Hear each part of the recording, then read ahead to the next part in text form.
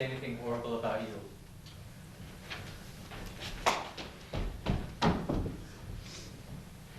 You had better come home to me, Joseph. Dearest Mother, I wish that when you write you would tell me about the fuss in Salt Lake, for I have never heard a word about it. Your affectionate daughter, Julian. Brethren, you came quickly. I've had them waiting out there for a while. You may be upset. But I need them to see the men who knew their father, who knew what he taught us, who were with us in Nauvoo. And men like you, John, who mingled your blood with his. We're right behind you, President John. Let them in, Joseph. Yes, President.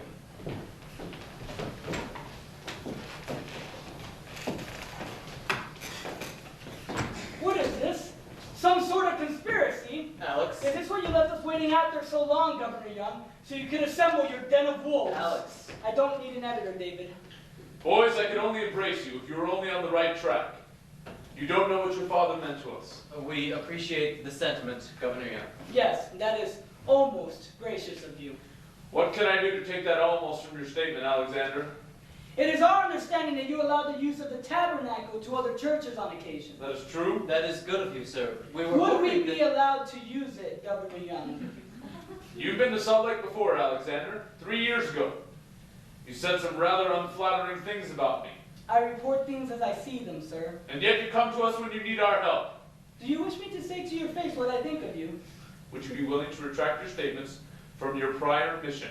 I most certainly would not, sir. Oppose your father's friends very vehemently. If my father were still alive, I really do wonder if he would still consider you his friends. We are only doing what he taught us. So set against us. You have done my family great harm. You have disgraced my father's name. You disgraced him while you so earnestly give him empty praise, empty adulation. Empty? When other men who you have in your church's midst abandoned your father for the principles he taught, we stood firm by him. I still have the bullets embedded in my skin from when I was with your father when he died. We know the friendship that you showed our father, Elder Taylor. We as a people are often misunderstood and misconstrued. Where did you receive your information from? From your mother? Yes, sir. And I have confidence in her words. Emma was strong as a stone, as smart as a serpent, late that he was a grand first lady to your father. But she could not endure under the principles which we had to bear up under without her. If you mean polygamy, we understand plenty well your views on that. Does she ever teach you your father's connection to polygamy? Does she discuss it? We do not infringe upon her in that matter. She doesn't like to discuss it. Don't you see? One thing she has most certainly taught us is that none of you are to be trusted. She is a liar! The damnedest liar that ever You lived! may as well try to rub silver from the moon as to destroy the purity of my mother's character. She is a powerful woman of influence. You can't diminish her character with your words, sir. Why is it not better to talk of men and principles instead of attacking the character of a mother in Israel, whose life is at home and whose occupation is the care of her family? David, as a mother in Israel, she had the responsibility, the powerful responsibility to raise you in the truth. And now her mother is attacked by her own You family! weren't thinking so much about family when you attacked my reputation on your last mission, Alexander. Joseph, how can you say such wicked things about our mother? You have met her. You've partaken of her hospitality. A woman can be mostly good and still possess her faults, David. We all have weaknesses. Don't idealize her. Please, let us all calm ourselves. We love you, boys, for your father's sake. That makes no impression upon me. I expect to live long enough to make for myself a name, and for the people of God to love me for my own sake. A name? A name? A name? You haven't got God enough about you to make a name for yourself. You are nothing like your father. He was open, frank, and outspoken. You, there's something hidden, covered, calculated to deceive. Time will tell. I challenge you, Brigham Young, or any other church representative to a debate. No, I don't care to put your seducing words before this people. They have the Spirit of God enough. They can tell enough between light and dark without you interfering. You say you have the truth. What need you fear? You are men in full vigor of body and mind. We are but boys. If it is as you say, you can easily overcome us if we are in the wrong. But if it proves that we are right, the sooner you get right, the better. Unfortunately for us, a Mormon legislature has made laws prohibiting preaching upon the streets of Utah. So we are denying means used by your missionaries to convert thousands. Yet you have not made it a misdemeanor to preach upon the mountainside, and we propose to get the ears of deaf people. We would prefer to use the tabernacle. Will you let us use it as you have allowed other faiths? Let's go. It is useless to prolong this controversy. President Young. Boys, I would gladly take you, if I did not think it would be like taking a viper to my chest to sting me to death. Please, Sir. Brethren, what are your sentiments? no. No. I'm sorry, David. We do not think it is best for you to use the tabernacle. And as for me, I can soon speak for myself. For we whose hair has grown gray in the service of God, and have borne the heat and the wind and the persecution, for these boys to come to tear down all that we have built up, to build a name for their father, is to me the height of impudence, and I will not give my consent to it. I will not deny that you have traveled far, labored hard, and suffered much to build a name for our father. But what sort of a name is it? A name that we, his sons, are ashamed to meet in good society, and it shall be our life's work to remove from our father's name the stain which you have heaped upon it. We are not ashamed of the gospel of Jesus Christ. But we are ashamed of the gospel of Brigham Young.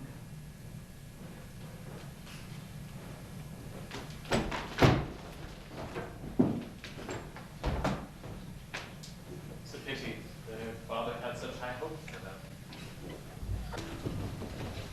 You're a fine speaker, lad. Well, thank you, sir. What was your name? I'm Amasa Lyman. I'm one of the 12 apostles. Oh, I am very glad that you came to see me speak, sir. I don't blame you for the cool edge in your voice. I didn't mean to seem rude. I hear you've had trouble with your reception here in Salt Lake City. Consider my house a haven of hospitality. Well, thank you. I will gladly oblige that offer, Mr. Lyman. Please, call me Amasa. Do you have any time? I'll show you some of my favorite sites in Salt Lake City. Actually, I was rather hoping we could discuss some of the differences. I think we've had enough talk of theology for one evening. Now's the time for entertainment. We could hike Zion's Peak. I know you're such a naturalist. Bring that sketchbook.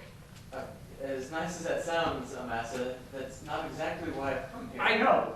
The theater, of course. The The theater. Salt Lake Theater is the finest playhouse west of the Mississippi. Even the professional critics say so. Amasa, don't you think that's a little base? Space. The theater. That's what my brother says. He says the theater is historically immoral. David, do you mean to tell me you've never been to the theater? No. You're an absolute novice.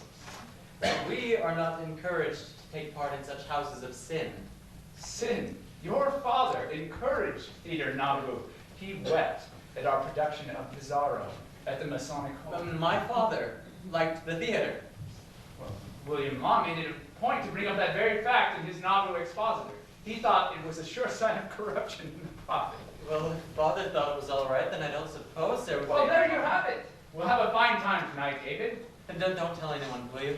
Well, if you're so embarrassed about it, we could even get seats up in the balcony, though I don't see who you'd be hiding from. I think you'll find we don't have such a puritanical view of the arts here in Utah. Good afternoon, David. Good afternoon, ma'am. Amasa. Eliza, Helen, Amasa. Mary. It's good to see you, but I hope you've learned to honor the Lord better than when we last talked. Really, Eliza, I don't know if that's your business to get involved in my President Young and your fellow apostles are also involved in it. Seances, spiritualism, not very becoming of an apostle of the Lord. I accept the truth wherever I find it, even in the secret places. The truth. We often don't recognize it even when it's staring us in the face. Wouldn't you agree, Mr. Smith? Well, ma'am, I suppose that we can only hope God will reveal it to us. What does it matter if he does reveal it to us? We are not ready to receive it. And, what did you think of my speech, ma'am? Interesting views, but I know better. Oh, do you now? David, I've been with this church since its inception. I've known your father since I was a little girl. What was your name? I suppose you might consider me a sort of a relative. A relative. Mary. I think we'd better be going. Good day, David. Good day. Good evening, gentlemen. Be careful, Amasa. Always the subtle one, Eliza.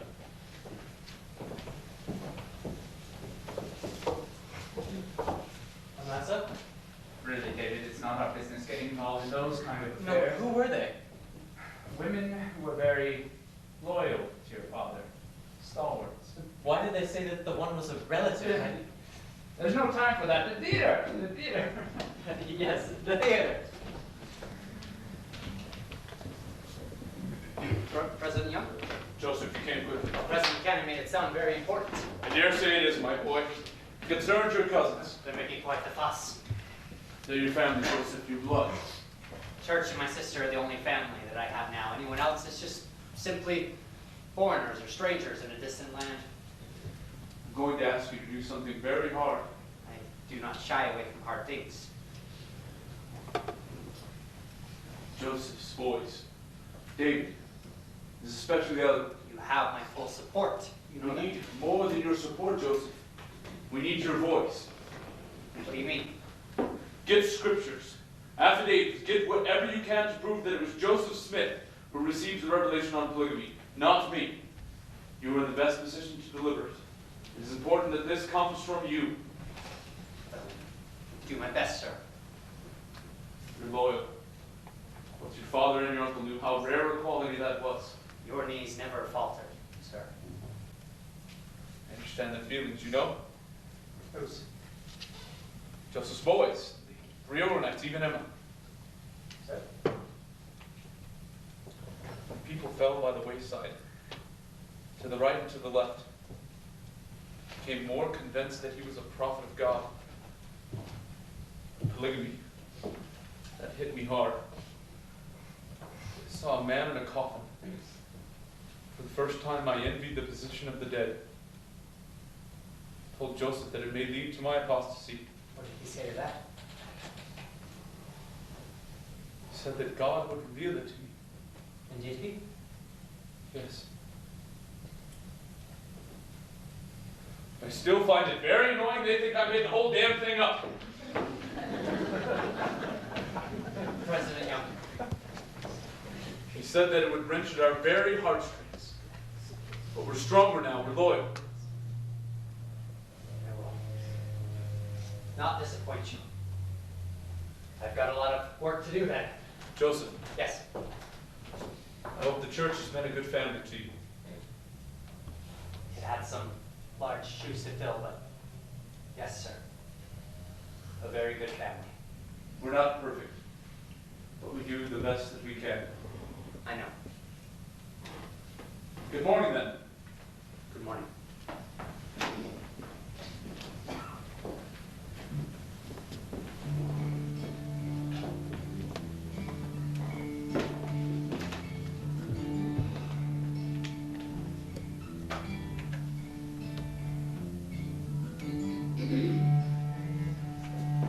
They say to me, my dear young man, your father taught polygamy and practiced it, and I know it. Well then, in the name of all consistency, why did he, in the times and seasons under the date February 1st, 1844, state that it was a false and corrupt doctrine? And why did his brother Hiram Smith, in the same volume, declare no such thing was taught here, neither was any such thing practiced here? This was March 1844, and the summer following he was killed. And he will run after the young Smiths, simply because they are the sons of Joseph. And these same dizzy-headed people will treat with contempt any other person who would preach the same doctrine. In view of this fact, it has been determined to hold a series of meetings in this and other wards to answer the statements of David Hiram. And by so doing, we propose to present testimony to any honest mind who hears it, and to damn anyone who would reject it. Be it remembered that the date of this pretended revelation in favor of polygamy is as early as July 12th, 1843, but it was never published until September 1852. I have now in my possession the affidavits of 12 women who say that they were spiritual wives of Joseph Smith and so continued until the time of his death. I have hundreds of testimonies of men who claim that they were taught the doctrine of Joseph and Hiram. In April 1844, Hiram Smith made an address to the elders starting on missions in which he emphatically denied the doctrine and forbade their teaching it. I cannot help the position this places my father and Joseph as to their denials. But I only know these facts. But everyone knows that the people were not prepared for a doctrine like this. And if they were in a place where if Joseph and Hiram were to teach this doctrine, it would have sent them to the penitentiary. They say to me, my dear young man, his life was in danger, and he was justifiable in telling a lie. Christ says, break not my commandments, for to save your lives. Christ says, give not that which is holy unto the dogs, neither cast your pearls before swine, lest they trample them under their feet and turn again and rend you. He who has ears to hear, let him hear. Thou shalt not bear false witness. Abraham, Isaac, and Jacob were polygamists. Were they corrupt men? In order to get me to swallow polygamy, they roll up another dose nearly as bad about his lying. Neither will I down. Christ, in effect, told his disciples that they should keep secret his messiahship, that they should keep secret his transfiguration on the mount, that they should keep secret many of his miracles. He told them to hide the truth, so that the Jews wouldn't seek his life before it was his time. Furthermore, my father labored day after day, persecuted, hated, and despised, to bring before men the Book of Mormon. The Book of Mormon says, there shall not any man among you have save it be one wife, and concubines he shall have none. The Book of Mormon forbids polygamy except in a certain situation. If I will, saith the Lord of hosts, raise up seed unto me, I will command my people. Otherwise they shall hearken unto these things. That is the exception that is written of in this book. See with what consistency they profess to teach me to respect my father, and in the next breath ask me to throw aside his valuable, dear-bought, blood-sealed works for a thing utterly contrary to them in letter and in spirit, which they have given to the world long after he slumbers with the silent dead. Joseph said, I have constantly told the brethren that they shall have, save it be one wife at a time, unless the Lord directs otherwise. There was the hint. The Lord has directed otherwise. The brethren were not free in Nauvoo as they are here. The devil was raging about, and there were traitors on every hand. Traitors who now stand with the reorganites. Men like William Marks. I am sick, not of Christ's gospel, nor of sacred books, but that I should throw them away for that which is contrary and evil. And when Joseph and Hiram left Nauvoo to escape from the mobs and headed across Iowa, headed towards the Rocky Mountains to pick out a ridge for the people. But I am sick of seeing this people. Many of whom go about with that within they dare not declare, fearing for the sake of their bread and butter to speak the convictions of their souls, yielding to the stream of oppression because they dare not stand on their feet and be men, free under the gospel and the flag of our blessed land. It was that man, William Marks and Emma Smith, who joined in writing them a letter in which they called them cowards. And Joseph's great heart was overcome, and he said, if that is all that my best friends care for my life, then I don't care for it. And he and Hiram turned around, gave themselves up, were taken to Carthage, and were murdered. Oh, saints of God, arise! Assert your rights! Be men and women. free and pure. Cease to bow submissively to the art of flesh and the doctrines and commandments of men. Open the word of God and read the doom of evil. Shake the harp of Zion until its harmonies shall drive away the spirits of bondage forever. And the blame rests upon that woman and their mother, Emma Smith. This is hard. But I want these people to know that if they came here to raise their party, we will give them facts. And some of these facts will cut. And if they don't want them told, let them go their ways and keep their mouths shut. But I say, in plain facts, that the blood of Joseph and Hiram rests upon the souls of William Marks and Emma Smith, and there will remain until burned out by the fires of hell.